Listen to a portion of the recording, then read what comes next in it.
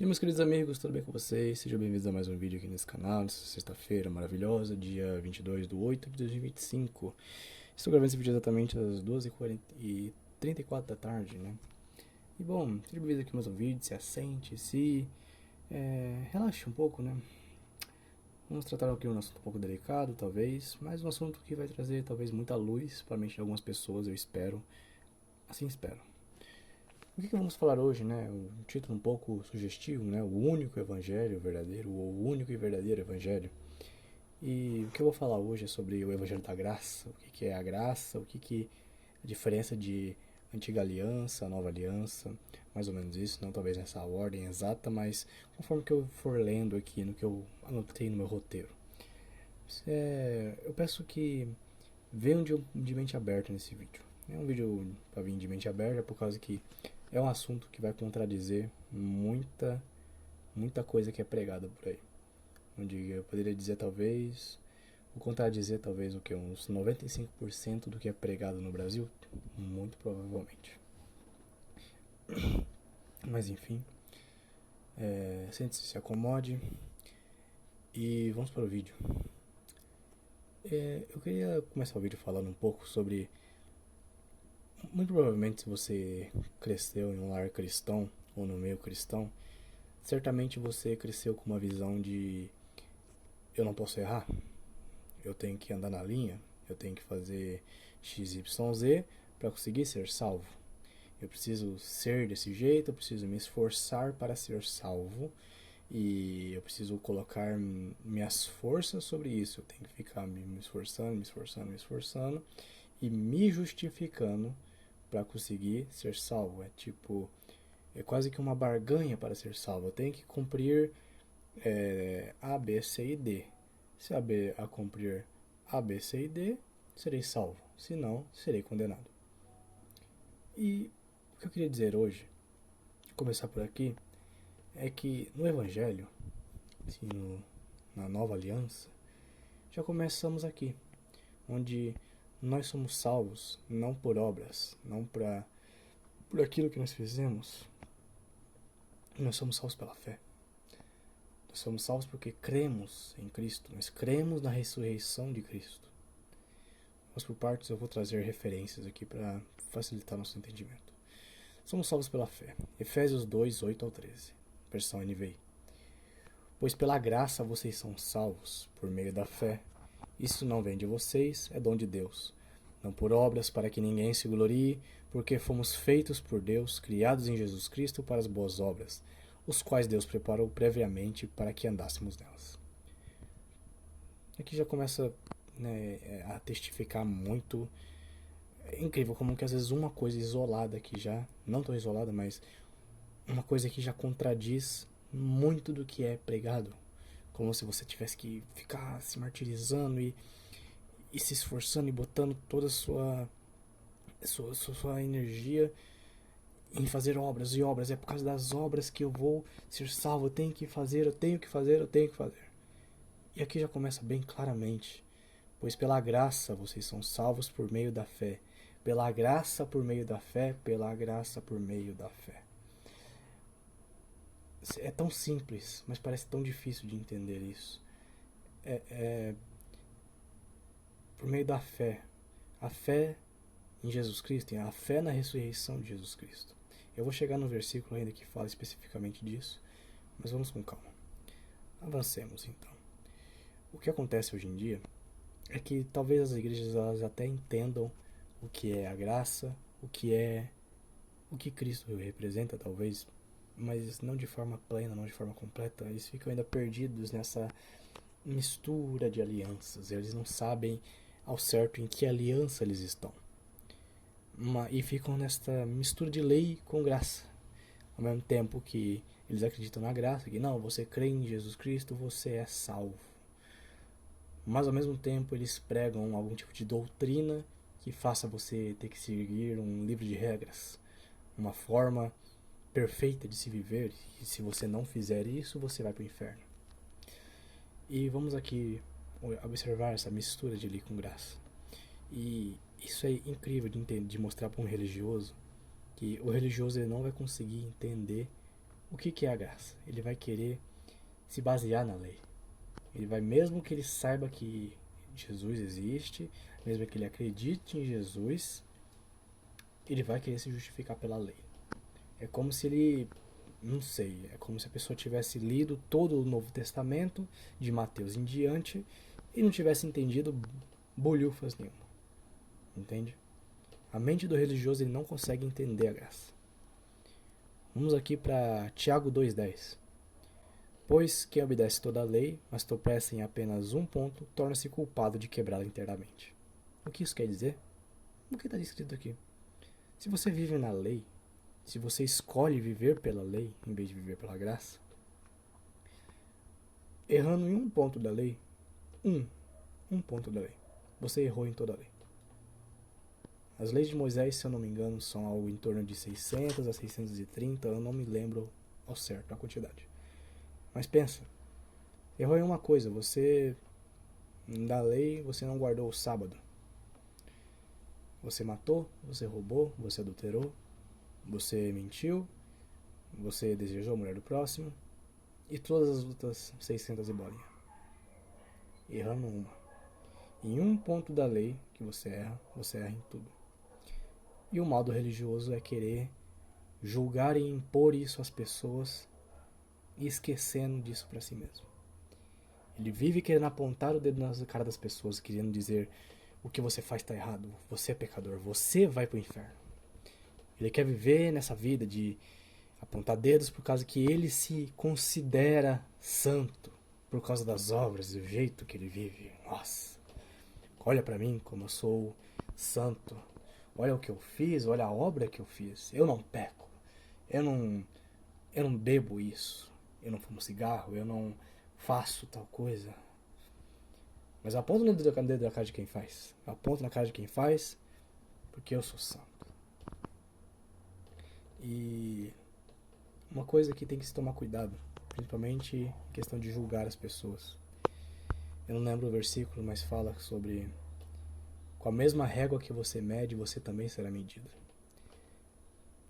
Eu levo esse versículo com muito carinho no meu coração, para evitar de julgar as pessoas, por causa que sim, é às vezes uma coisa instintiva que a gente tem de querer julgar e apontar dedo no erro das pessoas, falar que você errou, você fez isso. Não somente em questões religiosas, mas na vida mesmo.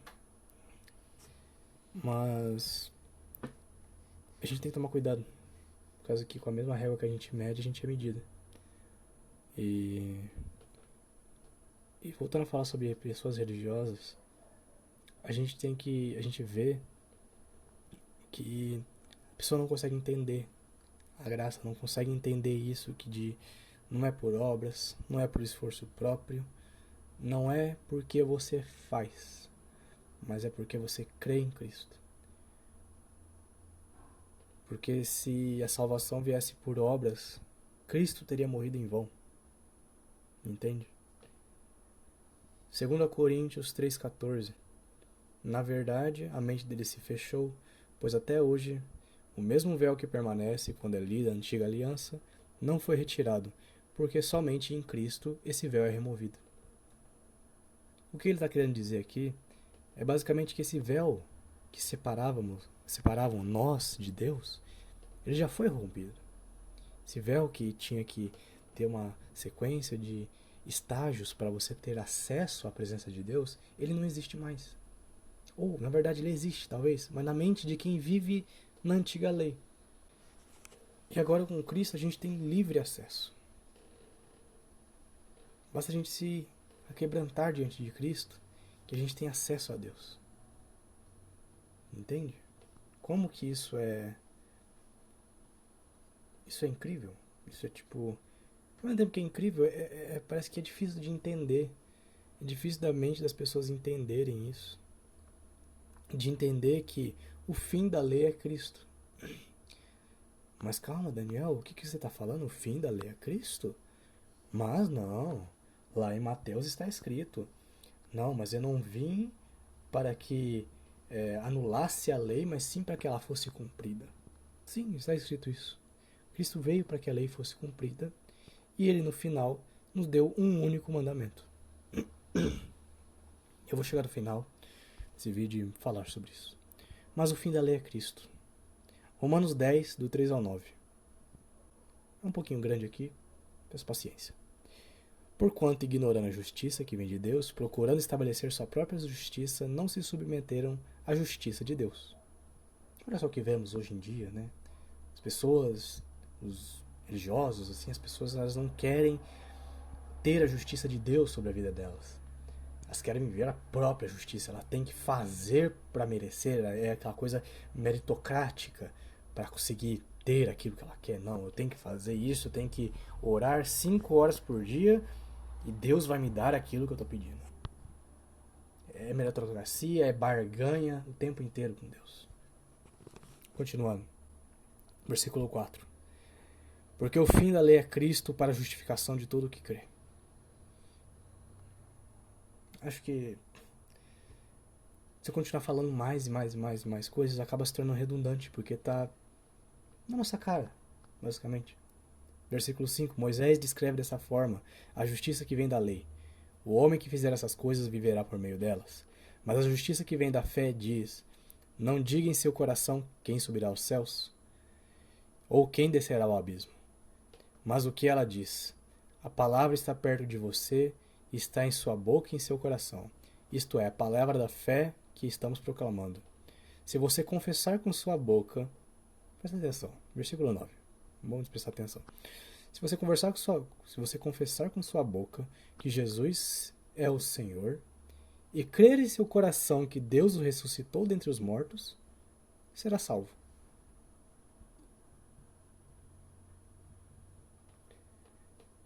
Sério, às vezes eu não sei nem o que falar muito bem. Porque às vezes dá a impressão que... Eu não sei, parece que os caras lê a Bíblia um monte de vezes e não vê nada. Entende? É como se eles estivessem lendo com a mão assim na cara. Ah, sim, é isso aqui e tal. Sabe?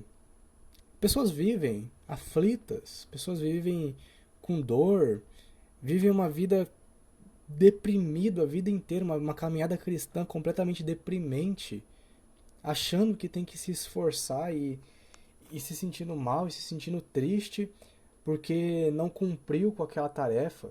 Pessoas são expulsas de igrejas por conta que cometeu alguma coisa que é um pecado e, nossa, ela cometeu isso, vamos tirar ela da nossa igreja. Sendo que era para nós abraçarmos as pessoas no momento em que elas cometem algum tipo de erro ou estão passando por algum problema. É o momento da gente abraçar, a gente conversar e trazer de volta essa pessoa para Cristo. Trazer de volta e falar: não, amigo, Cristo já te salvou. Você já é salvo, volta. Estamos aqui para te ajudar. Mas não. Ela não cumpriu com a doutrina daquela igreja, então ela tem que ser retirada de dentro. Entende? Isso, sério, isso assim, fala que nem igreja, é tremendo. É uma coisa muito, tipo, é uma informação tão valiosa, mas parece que é tão esquecida. Entende? Romanos 4, do 4 ao 9. Ora, o salário do homem que trabalha não é considerado como favor, mas como dívida. Todavia, aquele que não trabalha, mas confia em Deus, que justifica o ímpio, sua fé lhe é acreditada como justiça. Sua fé, versículo 5, Romanos 4. Sua fé lhe é acreditada como justiça. Sua fé, guarda essa palavra, fé. A graça, todo o sentido da nova aliança, do que é a graça, está baseado em fé. Em você acreditar que Cristo ressuscitou dos mortos e que Ele é o Senhor. Entende? Versículo 6. Davi dizia a mesma coisa quando fala da felicidade do homem a quem Deus acredita justiça independentemente das obras. Como são felizes quem tem suas transgressões perdoadas, cujos pecados são apagados. Versículo 8. Como é feliz aquele a quem o Senhor não atribui culpa. As pessoas vivem se sentindo culpadas do que elas fazem. A pessoa cometeu um erro na vida dela, ela abandona Cristo, abandona a fé dela, porque ela se sente culpada, se sente com um peso daquilo. Porque não é falado para a pessoa que ela tem um pai. Porque Deus, Ele é um pai para nós. Jesus é um pai para nós. Ele é um pai para nós chegarmos e falarmos: Senhor, eu não estou bem, eu estou mal com isso, eu não estou me sentindo bem, eu estou triste, eu estou deprimido, aconteceu tal coisa, eu não queria ter feito isso, mas eu fiz. E eles não falam que Deus vai te abraçar, vai te acolher, e Ele não vai te atribuir culpa sobre isso. Versículo 7 de novo aqui, eu vou voltar. Como é feliz aqueles que têm suas transgressões perdoadas, cujos pecados são apagados. Apagados.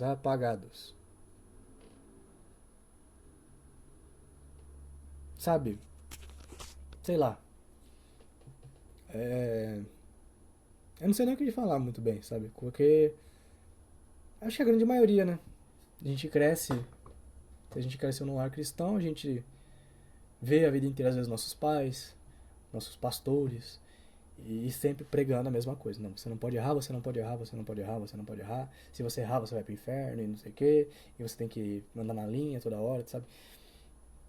E não estimula você a ter uma relação com Deus. Você não estimula você a ter uma relação com Deus Pai. Eles estimulam uma relação com um Deus carrasco, com um Deus que está te julgando o tempo inteiro, com um Deus que faz você se sentir culpado. Sendo que não é esse Deus que a gente tem.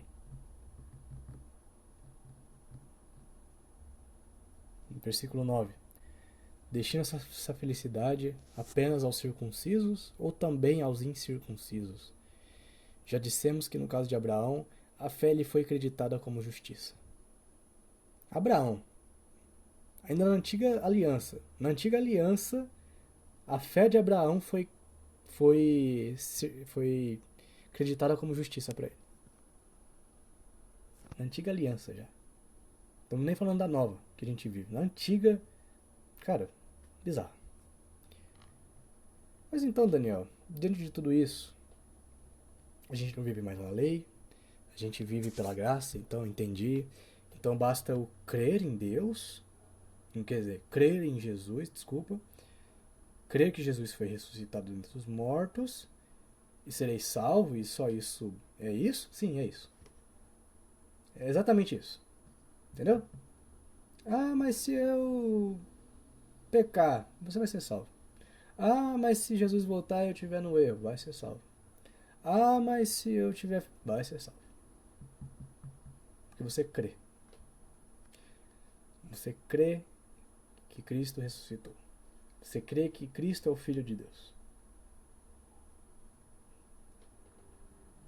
Mas então, Daniel, vou pecar à vontade agora? Então, não, já que eu tô salvo, então, agora eu vou pecar à vontade. Agora eu vou, nossa, vou aproveitar a vida, não sei o que, agora eu vou viver do jeito que eu quero. E é isso aí mesmo. E tamo junto. Romanos 5, 17. Se pela transgressão de um só homem reinou a morte por meio dele, aqui falando de Adão, muito mais aqueles que recebem Deus, a imensa provisão da graça e a dádiva da justiça, reinarão em vida por meio de um único homem, Jesus Cristo.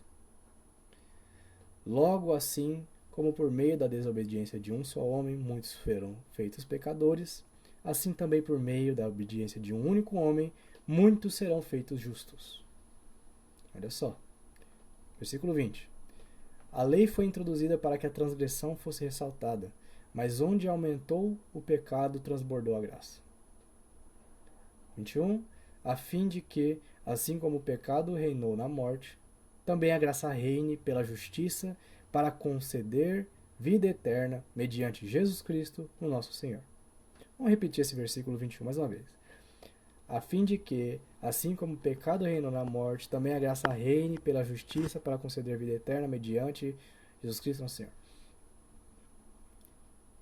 Mas não respondeu a minha pergunta, né?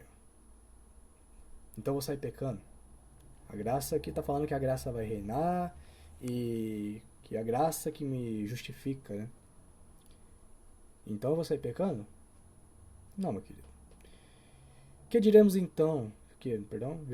Romanos 6, do 1 ao 4. Que diremos então? Continuaremos pecando para que a graça aumente?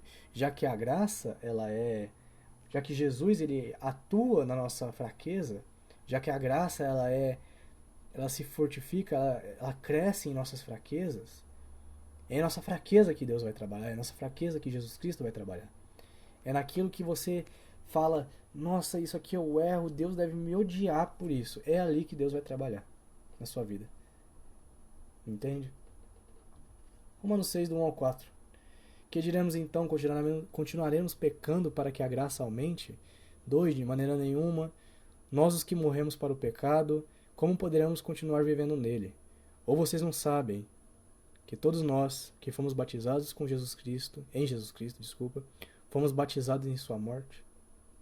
Portanto, fomos sepultados com ele na morte por meio do batismo, a fim de que, como Cristo foi ressuscitado dos mortos mediante a glória do Pai, atenção, também nós vivemos uma nova vida, ou uma vida nova. Entende? É uma vida nova que a gente vive. Uma vida sem peso, uma vida sem culpa, uma vida em que você ama genuinamente a Cristo, você ama genuinamente a Deus como Deus Pai na sua vida. Onde, se você errar, você tem um advogado, você tem uma pessoa a quem chegar e falar: Pai, eu errei, me perdoa, não quero errar de novo. E você continua, e você continua, e você continua. Entende? Não é sobre agora que tá tão fácil ser salvo, né? Agora basta crer. Não, agora vou desleixar. Não, querido, não. Do mesmo modo, vamos dizer, sei lá, você casou com alguém. Se casou com alguém, aí sua mulher, por algum motivo, fala: Ah, amor, se você me trair, eu te perdoo. Se ela te perdoar, por acaso você vai sair traindo tua mulher incessantemente? Entende? É mais ou menos essa lógica. Não tem lógica já que se você ama genuinamente alguém, você sair só porque a pessoa ela vai te perdoar daquilo. Não faz sentido você sair fazendo mal para aquela pessoa. Entende? Entende o que eu tô falando? E isso tudo, gente, não é porque a gente merece, não é porque a gente merece, ou porque, novamente falando, não é por nossas obras, e por nossas obras vamos ter a meritocracia de conseguir alcançar a justiça de Deus. 2 Coríntios 3,6. Ele nos capacitou para sermos ministros de uma nova aliança, não da letra, mas do Espírito, pois a letra mata e o Espírito vivifica. Entende? E então é isso, gente. É simples de entender, só que a maioria do que é pregado complica isso de uma forma bizarra. João 15,12, o que é o nosso mandamento de Cristo para nossas vidas, que ficou então. João 15,12, o meu mandamento é esse, que ameis uns aos outros como vos amei. E no 17, isto vos mando, que amem uns aos outros. Talvez uma das coisas mais difíceis de se fazer. Amar uns aos outros. Ter essa capacidade de perdoar. Perdoar as pessoas. Não julgar as pessoas. Independente do erro que a pessoa cometeu, todos nós somos filhos de Deus. Todos nós estamos sobre a graça de Deus. A pessoa mais odiosa, a pessoa que você mais odeia na sua vida, que você acha mais nojenta na sua vida, se essa pessoa aceitar Cristo, confessar a Deus e crer nele, ele vai ser salvo. Você está me entendendo, querido? Então, gente, a gente vive agora uma nova aliança em que nós somos amigos de Cristo. Deus é nosso Pai e nós conseguimos ser amigos de Cristo. Onde não é mais aquela coisa pesada de, nossa, eu tenho que fazer isso. Não, a gente é amigo, a gente faz a gente com nossos amigos, a gente faz as coisas por amor a nossos amigos, porque a gente gosta da pessoa, a gente gosta da presença dela. João 15:13 até o 16. Ninguém tem amor maior do que este, de dar alguém a sua vida pelos seus amigos. Vós sereis meus amigos se fizerdes o que eu vos mando.